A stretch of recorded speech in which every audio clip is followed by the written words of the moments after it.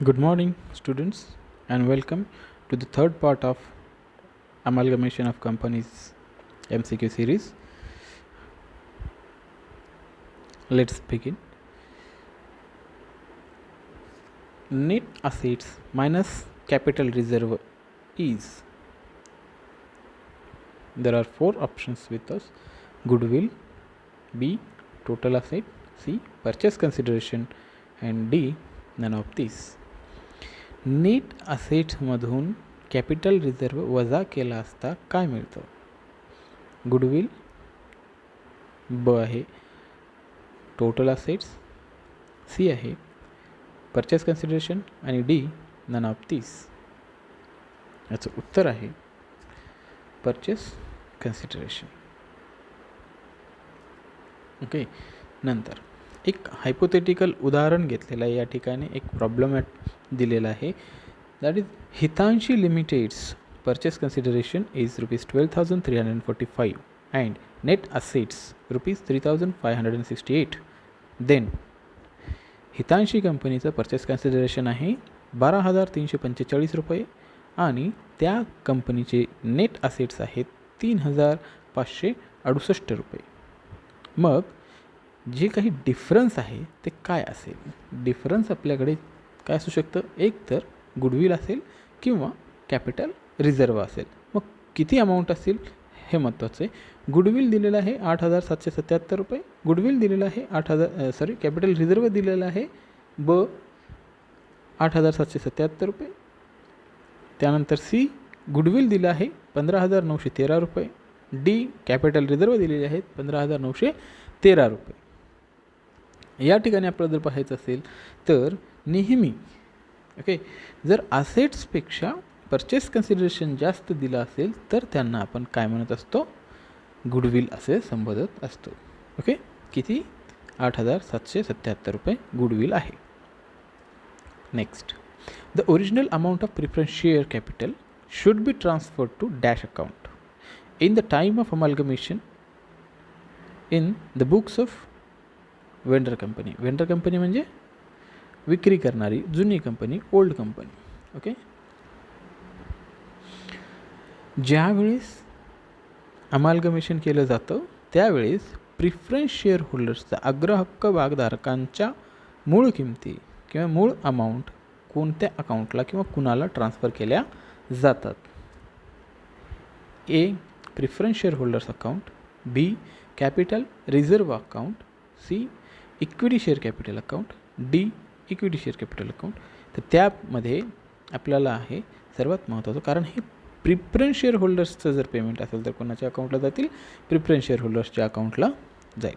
Okay, next, both of the old companies will not exist in. दोनही जुन्या कंपन्या डॅशमध्ये काय राहत नाहीत? एक्झिस्ट राहत नाहीत. ओके, त्यामध्ये ए, इंटरनल रिकन्स्ट्रक्शन, बी, absorption, C, external reconstruction, D, अमाल्गमेशन. यापैकी कोणती क्रिया, internal reconstruction, absorption, external reconstruction आणि अमाल्गमेशन, यापैकी कोणती क्रिया केली असता जुन्या कंपनींचं अस्तित्व नष्ट होतं? तर आपल्या सर्वांना माहिती आहे की अमाल्गमेशनमध्ये जुन्या कंपन्यांचं अस्तित्व हे नष्ट होतं. Okay, next, the payment of debenture made by transferee company is not a part of. जर ट्रान्सफरी कंपनी किंवा मग न्यू कंपनी किंवा पर्चेसिंग कंपनी, जर या पर्चेसिंग कंपनीने डिबेंचर्स पेड केले असतील वेंडर कंपनीचे, तर त्याला कशाचा भाग समजला जात नाही? अमाल्गमेशनचा, परचेस कन्सिडरेशनचा, अब्झॉर्प्शनचा किंवा इंटरनल रिकन्स्ट्रक्शनचा. अमाल्गमेशनचा आहे. ओके, अब्झॉर्प्शनचा आहे, इंटरनल रिकन्स्ट्रक्शन. परंतु आपल्याकडं महत्त्वाचा काय भाग आहे? परचेस कन्सिडरेशनचा याला भाग म्हणता येणार नाही. Next, the fraction shares shall be valued at market value and paid in dash. जे फ्रॅक्शन शेअर्स आहेत, ज्याविषयी मागील व्हिडिओमध्ये आपण चर्चा केलेली आहे, फ्रॅक्शन शेअर्स आहेत, त्या फ्रॅक्शन शेअर्सचे व्हॅल्यू ही मार्केट व्हॅल्यूवर ठरली जाते आणि त्यांचं पेमेंट हे कशात केलं जातं, असेट्सच्या माध्यमातून, गुडविल म्हणून, कॅश किंवा मग कॅपिटल रिझर्व म्हणून. तर फ्रॅक्शन शेअर्स हे नेहमी कॅशमध्ये पेड करावे लागतात.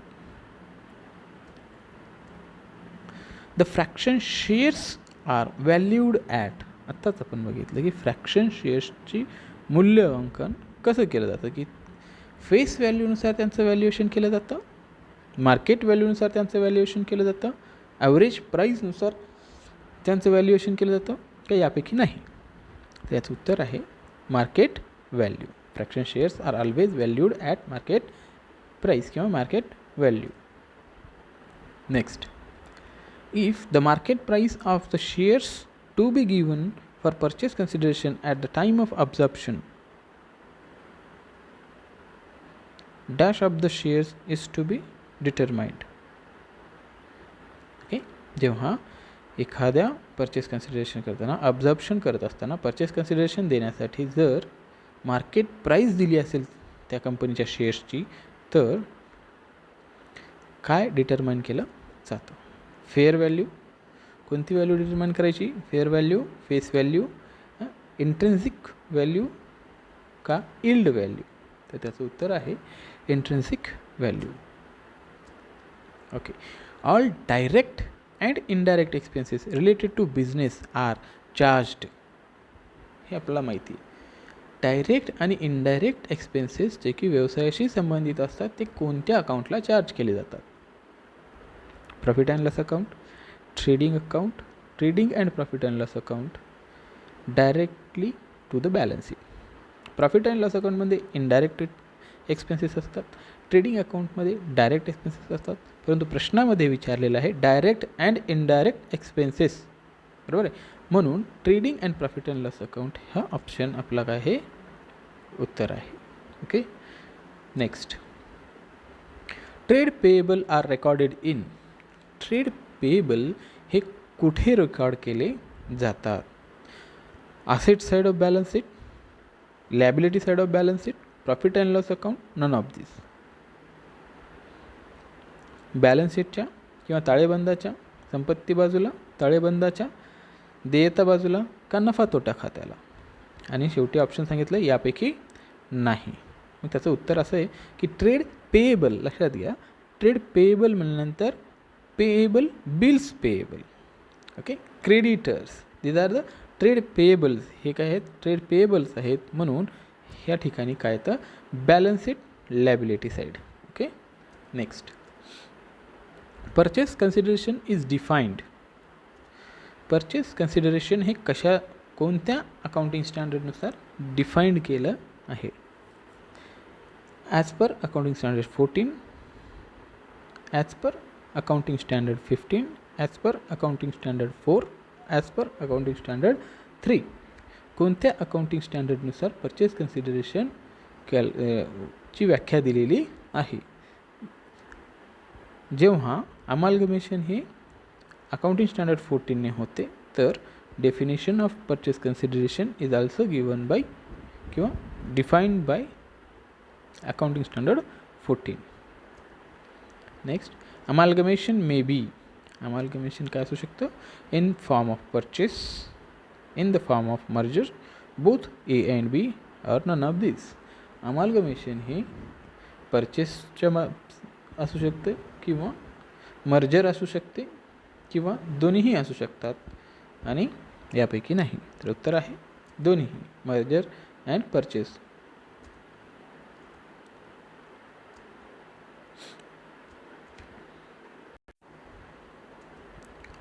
The difference between purchase consideration and share capital of the transferee company should be adjusted to general reserve under. Purchase consideration आणि शेअर कॅपिटलमधील जे डिफरन्स असेल ते ट्रान्सफरी कंपनीचे जनरल रिझर्वला काय केलं जातं, ट्रान्सफर केलं जातं, ॲडजस्ट केलं जातं. कोणत्या मेथडनुसार, पुलिंग ऑफ इंटरेस्ट मेथडनुसार, अमालगमेशन ॲडजस्टमेंट अकाउंटनुसार, परचेस मेथडनुसार किंवा यापैकी नाही. तर आहे pooling of interest method. The difference between the purchase consideration and share capital of the transfer company should be adjusted to goodwill or capital reserve under pooling of interest method, amalgamation adjustment account, purchase method or none of above. उत्तर आहे purchase method. लक्षात असावं की जर समजा जे purchase consideration आणि capital याच्यामधील जो डिफरन्स आहे तो जर जनरल रिझर्वला ट्रान्सफर करत असाल तर तुमची मेथड कोणती असेल, पुलिंग ऑफ इंटरेस्ट मेथड. आणि जर तुमची परचेस मेथड असेल तर जे काही डिफरन्स येतं परचेस कन्सिडरेशन आणि कॅपिटलमध्ये त्यामध्ये तो एक तर गुडविलला जाईल किंवा मग कॅपिटल रिझर्वला जाईल. Okay. Next, which of the following is not deferred revenue expenditure. कालपैकी कोणता डिफर्ड रेव्हेन्यू एक्सपेंडिचर नाही. लक्षात असावं, रेव्हेन्यू एक्सपेंडिचर म्हणलेलं आहे, deferred revenue expenditure. Heavy advertisement are always revenue expenditures. Expenses incurred in removing the business to more convenient premises. Preliminary expenses, depreciation on fixed asset. तर उत्तर आहे depreciation on fixed assets.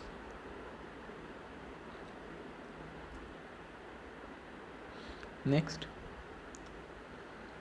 under net payment method, the payment to external liabilities by purchasing company is not a part of. Net payment मेथडमध्ये जर purchasing company external liabilities paid करत असेल old कंपनीच्या तर तो कशाचा भाग नाही आहे, अमालगमेशनचा, परचेस कन्सिडरेशनचा, रिकन्स्ट्रक्शनचा किंवा अब्सॉर्प्शनचा. त्याला आपण परचेस कन्सिडरेशनचा भाग नाही असं गृहीत धरतो.